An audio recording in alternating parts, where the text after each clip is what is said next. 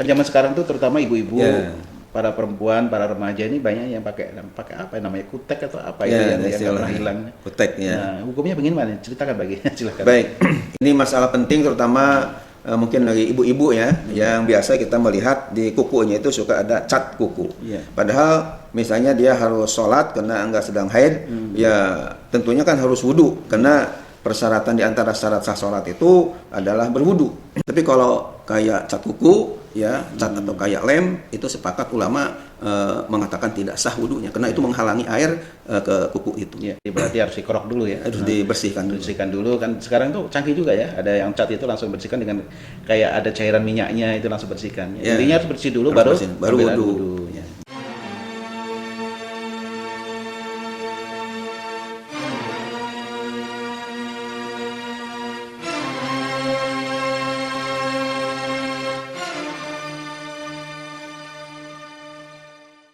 Bismillahirrahmanirrahim.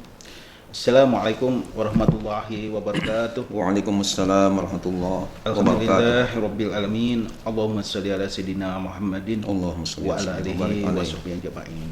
Amma ba'du. Pemirsa yang Allah muliakan, alhamdulillah kita berjumpa kembali dalam kajian ilmu Umat Bertanya Ulama Menjawab. Insya Allah hari ini kita akan membahas pada kitab atau buku Umat Bertanya Ulama Menjawab pada halaman 141 ya, dengan tema wudhu ada cat kuku. Baik. Baik, alhamdulillah Barokat kita sudah ada di tengah-tengah kita. Insya Allah akan menyampaikan kajian ini. Assalamualaikum. Waalaikumsalam warahmatullahi wabarakatuh Pak Sehat Andre. lagi? Alhamdulillah, mudah-mudahan Pak Andre juga sehat. Amin, amin, amin. Pagi hari ini kita akan membahas tentang tema yaitu wudhu ada cat kuku. Sebelum kita bahas pagi, barangkali akan menyapa para pemirsa, dipersilakan. Baik. Assalamualaikum warahmatullahi wabarakatuh. Waalaikumsalam warahmatullahi wabarakatuh. Alhamdulillahilladzi ja'alana minan nasihin wa abhamana min ulumil ulama'ir rasikhin. Wassalatu wassalamu ala man nasahu dinuhu adyanal kafarati wa talihin wa ala alihi wa ashabihi alladhina yatamassakuna syari'atahu salihin. Amma ba'du. Haji Andre yang saya hormati dan pemirsa yang saya banggakan, saya muliakan. Alhamdulillah dengan tentunya bersyukur kepada Allah Subhanahu wa taala bahwa pada hari ini kita bisa berjumpa kembali walaupun melalui online ya untuk mengkaji hal-hal yang berkaitan dengan keagamaan kita. Khususnya ini hal sangat penting karena menyangkut masalah ya ibadah ya ibadah kita yang masih ada hubungan dengan edisi-edisi yang sudah dibahas ya, ini masalah wudhu. Ya, mudah-mudahan pemirsa oleh Allah Subhanahu wa taala dijaga dari segala musibah-musibah. Dan mudah-mudahan yang sakit Allah berikan kesembuhan. Yang sudah meninggal dunia mudah-mudahan husnul khatimah min ahlil khair wa min ahlil jannah. Kemudian yang sedang usaha mudahkan ya, mudah-mudahan dimudahkan usahanya. Yang mungkin masih terlilit hutang, mudah-mudahan oleh Allah dimudahkan untuk membayarnya.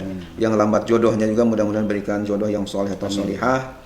Kemudian yang sedang belajar putra-putrinya khususnya di pondok pesantren Darus Sholihin yang kami kelola, yang kami bina ini, mudah-mudahan putra-putrinya sukses dalam belajarnya, juga di pondok-pondok yang lainnya.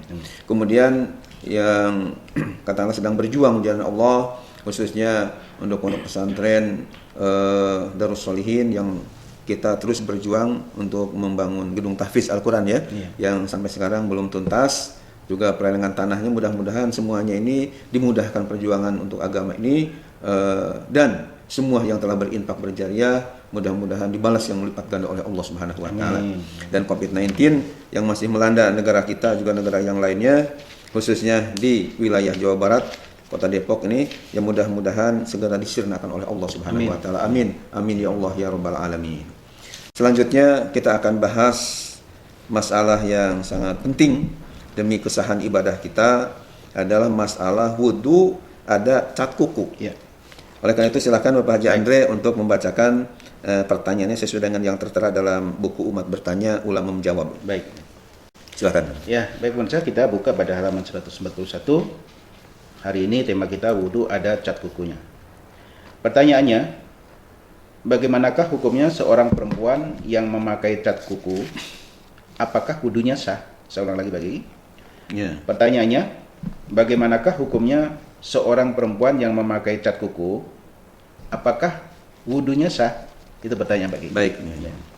Kan zaman sekarang tuh terutama ibu-ibu, para perempuan, para remaja ini banyak yang pakai apa namanya, kutek atau apa itu Ya, yang nggak pernah hilang. kutek ya. Nah, hukumnya bagaimana? Ceritakan bagi silakan. Baik, ini masalah penting terutama mungkin bagi ibu-ibu ya, yang biasa kita melihat di kukunya itu suka ada cat kuku. Iya. Padahal misalnya dia harus sholat karena enggak sedang haid, ya tentunya kan harus wudu karena persyaratan di antara syarat sah sholat itu adalah berwudu.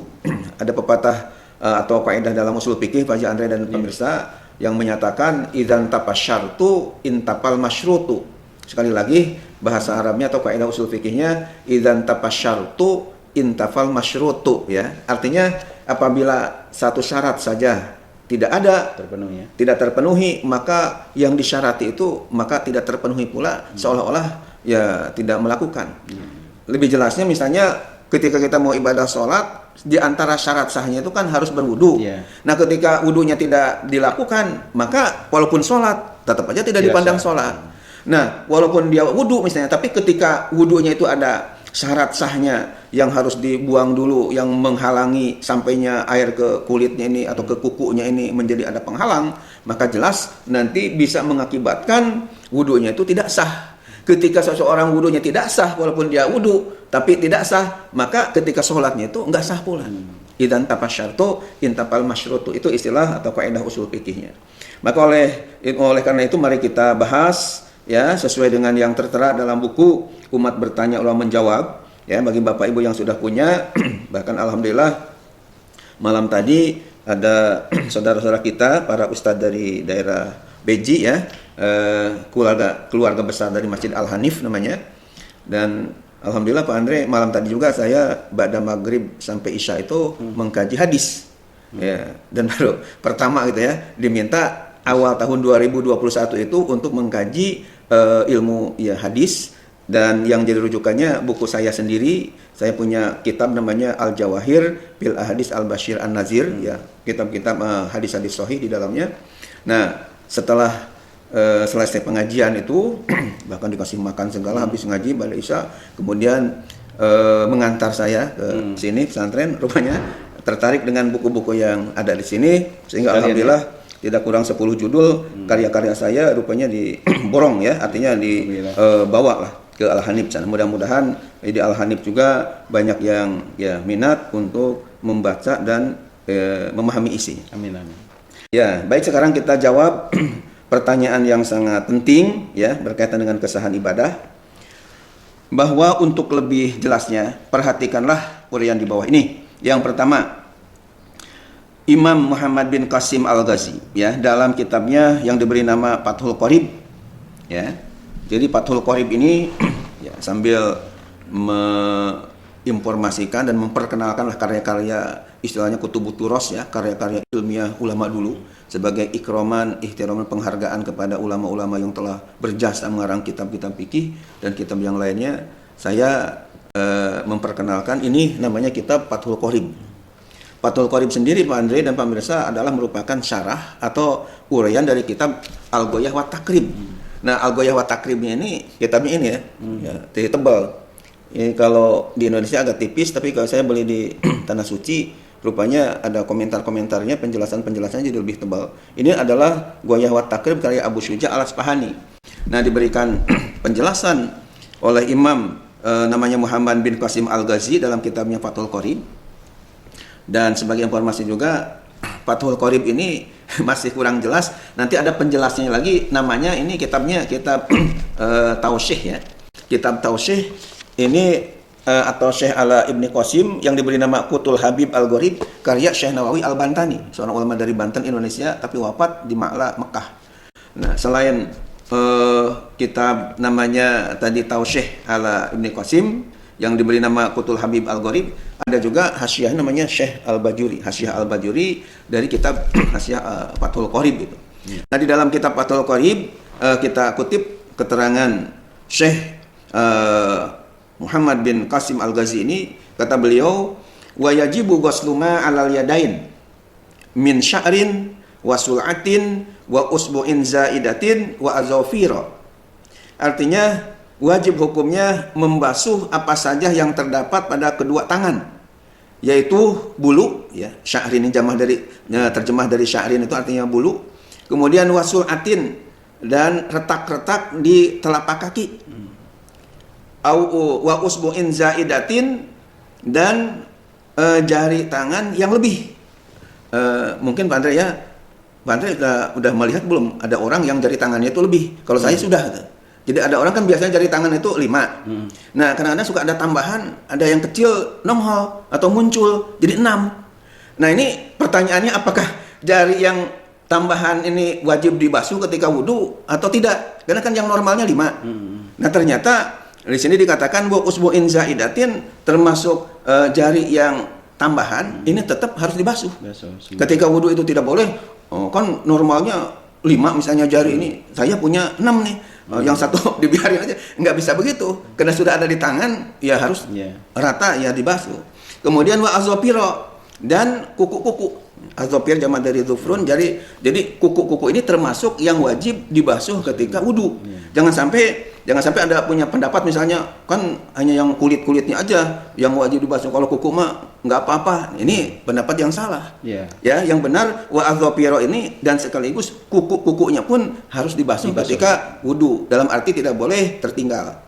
Kemudian yang kedua, sebagai penguat ya, sebenarnya dengan satu kitab fikih aja sudah paham kita bahwa kuku ini termasuk yang harus dibasuh. Air harus nembus ke kuku ini. Namun supaya lebih kuat lagi, Pak Andre dan pemirsa yang saya hormati, saya tidak puas dengan hanya menggali atau mengambil rujukan dari satu kitab fikih aja, tapi kita lanjutkan dengan keterangan Imam Zainuddin Al-Malibari ya. Dalam Al-Malibari ini dalam kitabnya Fathul Mu'in, sebuah kitab yang sangat populer di tengah-tengah masyarakat ya. Kitab Fathul Mu'in ini yang sangat istilahnya masyhur. Bahkan saya punya 2 komentarnya Pak Andre. Yang pertama ini namanya I'anatul Thalibin ya, Syarah dari Fathul Mu'in karya Syekh Said Bakri Syatu Ad-Dimyati dari Mekah. Yang kedua ada kitab yang bernama kitab Tarsyihul Mustafidin sebagai ya uraian mengenai kitab Fathul Mu'in ya. Ini yang dikarang oleh Sayyid Alwi bin Sayyid Ahmad As-Saghaf ya. Ini ulama besar tentunya. Nah, di dalam kitab Fathul Mu'in halaman 5 dijelaskan wa rabi'uha alla yakun 'alal udwi hailun bainal ma'i wal magsuli. Artinya, dan syarat sahnya wudu yang keempat ialah tidak ada pada anggota wudu suatu penghalang antara air dan anggota wudu yang wajib dibasuh. Ya, sekali lagi, dan syarat sahnya wudu yang keempat ialah tidak ada pada anggota wudu suatu penghalang antara air dan anggota wudu yang wajib dibasuh.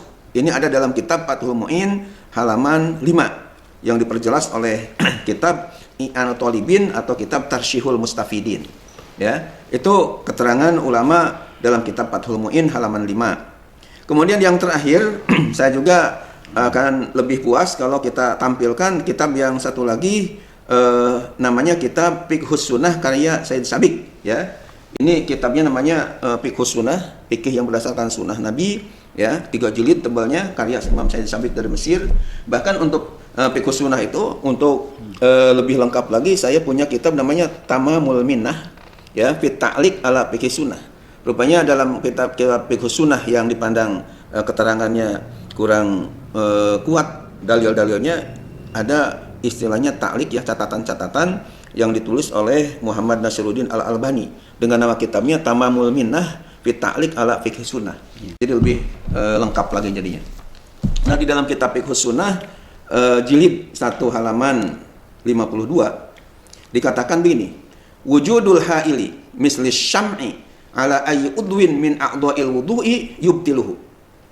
Artinya terdapatnya penghalang seperti lilin atas anggota yang mana saja dari beberapa anggota wudu akan membatalkannya, dalam kurung wudunya tidak sah.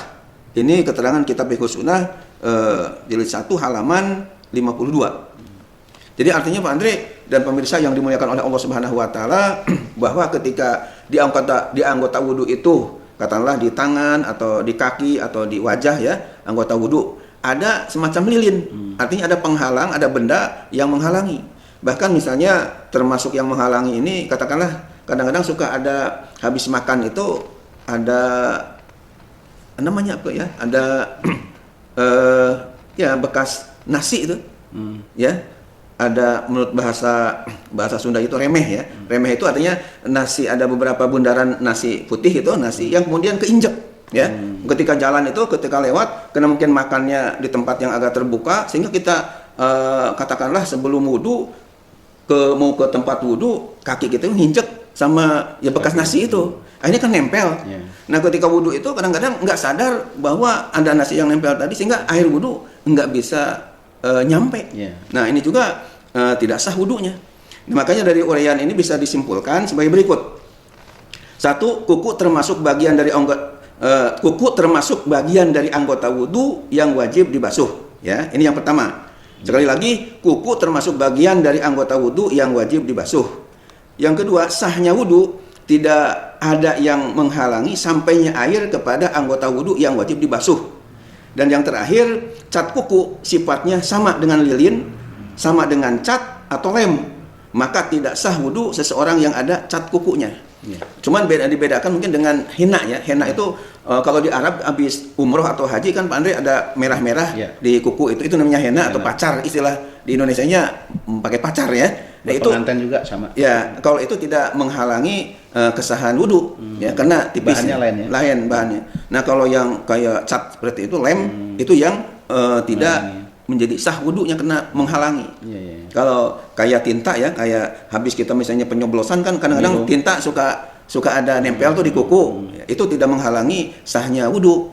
Ya, termasuk yang pacar ketika pulang dari haji atau umroh, ada merah-merah di sini di kuku, itu tidak menghalangi kesahannya. Tapi kalau kayak cat kuku ya, cat atau kayak lem, itu sepakat ulama mengatakan tidak sah wudunya karena itu menghalangi air ke kuku itu.